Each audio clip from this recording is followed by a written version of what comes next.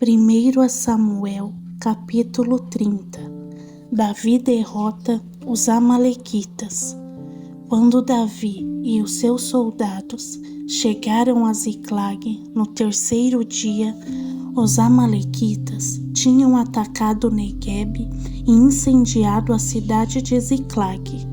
Levaram como prisioneiras as mulheres que lá havia, desde a mais jovem até a mais idosa. Não mataram ninguém, mas, conduzindo-as, prosseguiram em seu caminho. Ao chegarem em Ziclag, Davi e os seus soldados encontraram a cidade destruída pelo fogo e viram que as suas mulheres, os seus filhos e as suas filhas tinham sido levados como prisioneiros. Então Davi e os seus soldados choraram em alta voz, até não terem mais forças. As duas mulheres de Davi também tinham sido levadas, Ainoã de Jezreel e Abigail de Carmelo, a que fora a mulher de Nabal. Davi ficou profundamente angustiado, pois os homens falavam em apedrejá-lo. Todos estavam amargurados por causa dos seus filhos e filhas. Davi, porém, fortaleceu-se no Senhor, o seu Deus. Então ele disse ao sacerdote Abiatar, filho de Aimeleque: traga-me o colete sacerdotal. Abiatar o trouxe a Davi, e ele perguntou ao Senhor: devo perseguir esse bando de invasores e irei alcançá-los? O Senhor respondeu: persiga-os, porque certamente você os alcançará e conseguirá libertar os prisioneiros. Davi e os 600 homens que estavam com ele foram ao ribeiro de Besor, onde ficaram alguns, pois 200 deles estavam exaustos demais para atravessar o ribeiro. Mesmo assim, Davi e os 400 homens continuaram a perseguição.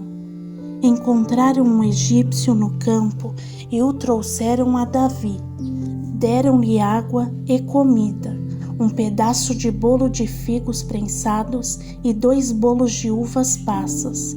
Ele comeu e recobrou as forças, pois tinha ficado 3 dias e 3 noites sem comer e sem beber. Davi lhe perguntou: a quem você pertence e de onde vem? O jovem egípcio respondeu: sou servo de um amalequita. O meu senhor me abandonou quando fiquei doente há 3 dias. Nós atacamos o Neguebe dos Querititas, o território que pertence a Judá, e o Neguebe de Calebe, e indiciamos a cidade de Ziclag. Davi lhe perguntou: você pode me levar até esse bando de invasores? Ele respondeu: jura diante de Deus que não me matarás, nem me entregarás nas mãos do meu senhor? Eu te levarei até eles. Quando ele levou Davi até lá, os amalequitas estavam espalhados pela região, comendo, bebendo e festejando os muitos bens que havia tomado como despojos da terra dos filisteus e de Judá. Davi os atacou no dia seguinte, desde o amanhecer até a tarde, e nenhum deles escapou, com exceção de 400 jovens que montaram em camelos e fugiram. Davi recuperou tudo que os amalequitas tinham levado, incluindo as suas 2 mulheres.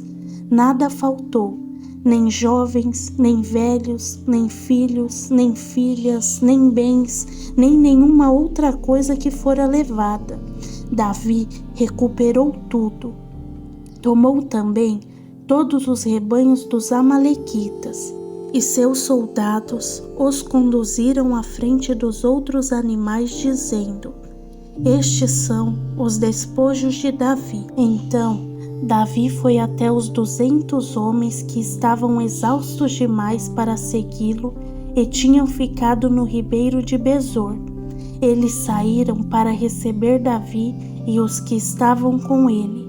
Ao se aproximar com os seus soldados, Davi perguntou-lhes como estavam.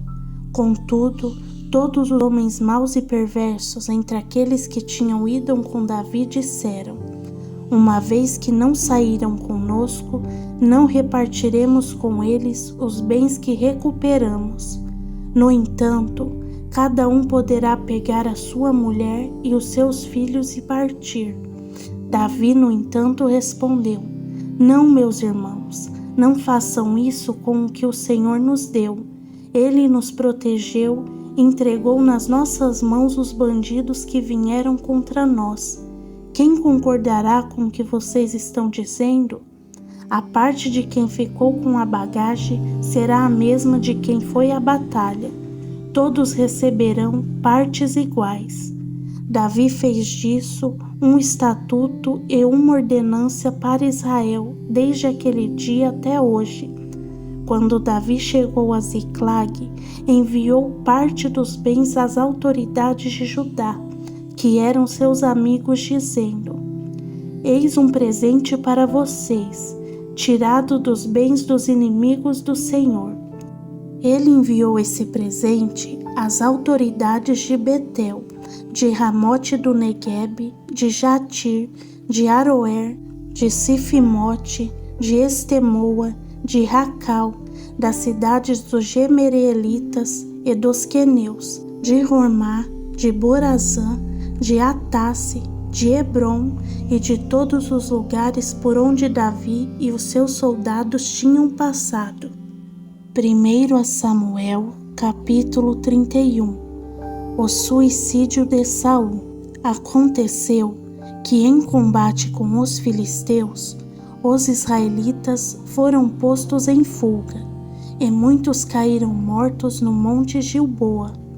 Os filisteus perseguiram Saul e os seus filhos e mataram Jonatas, Abinadab e Malquezua, filhos de Saul. O combate foi ficando cada vez mais violento em torno de Saul, até que os flecheiros o alcançaram e o feriram gravemente. Então Saul ordenou ao seu escudeiro: desembanhe a sua espada e mate-me com ela, para que esses incircuncisos não venham, me matem e se divirtam à minha custa. O seu escudeiro, porém, estava apavorado e não quis fazer isso. Saul então pegou a própria espada e jogou-se sobre ela. Quando o escudeiro viu que Saul estava morto, jogou-se também sobre a espada dele e morreu com ele. Foi assim que Saul e seus 3 filhos, o seu escudeiro e todos os seus soldados morreram juntos naquele dia.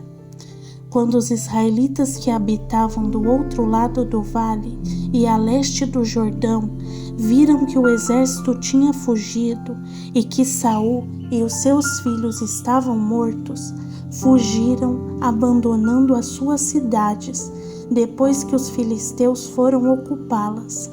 No dia seguinte, quando os filisteus foram saquear os mortos, encontraram Saul e os seus 3 filhos caídos no monte Gilboa.